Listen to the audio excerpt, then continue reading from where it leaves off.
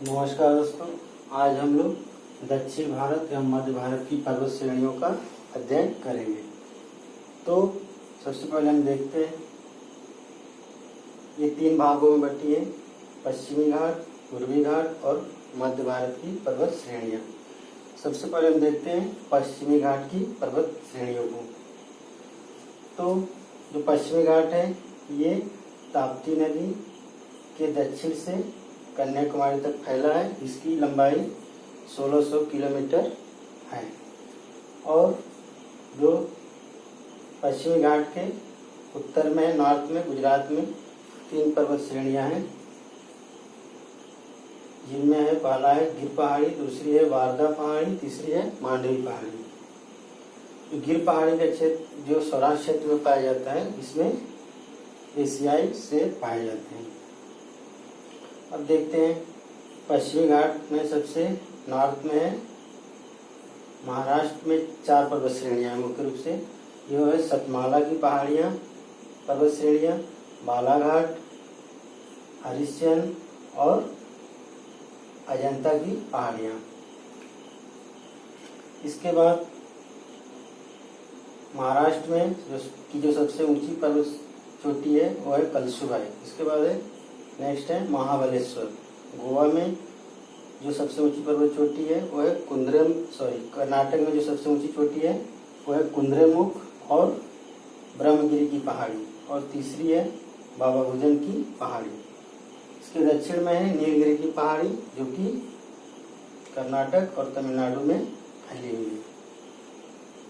इसके बाद नेक्स्ट है सबसे उसके दक्षिण में अन्नामलाई की पहाड़ी, और सबसे आखिरी में कार्डमम की पहाड़ी, जिसको इलायची की पहाड़ी भी कहते हैं।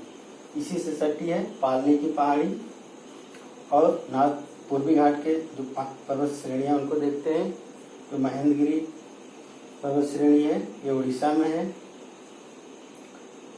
और नल्लामलाई, पालकोंडा और वेलिकोंडा, ये आंध्र प्रदेश की पर्वत श्रेणियां हैं। तमिलनाडु में जावदी, सेवराय और पालनी की पर्वत श्रेणियां हैं।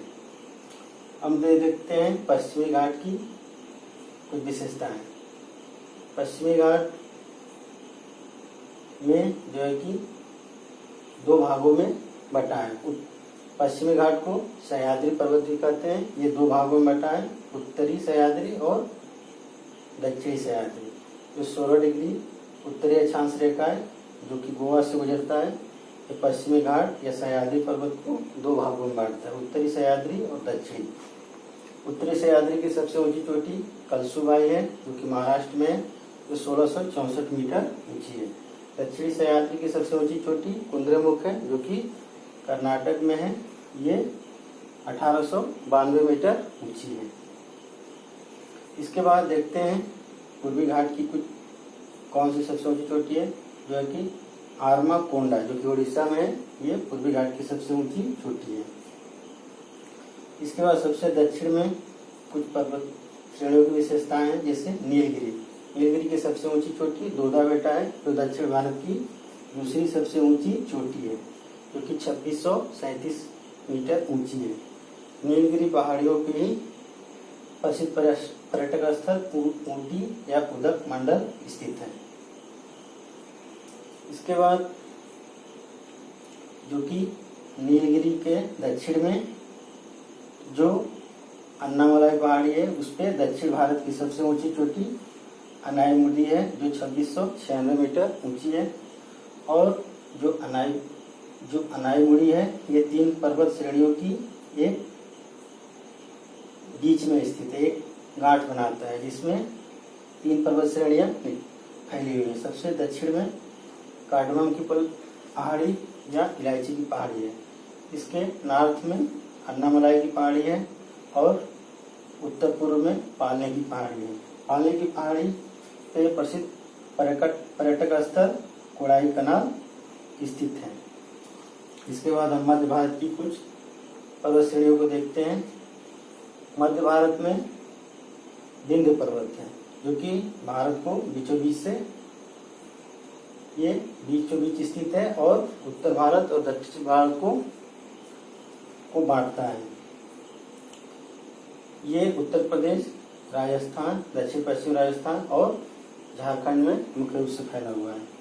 इसके बाद जो है सतपुड़ा की पहाड़ी, जो कि महाराष्ट्र और मध्य प्रदेश में फैला हुआ है। सतपुड़ा और विंध्य पहाड़ियों के बीच से नर्मदा नदी गुजरती है, जो कि मैकाल के अमरकंटक पहाड़ी से निकलती है और अरब सागर में गिरती है, जो कि गहरी ब्रह्मस घाटी में बहती है।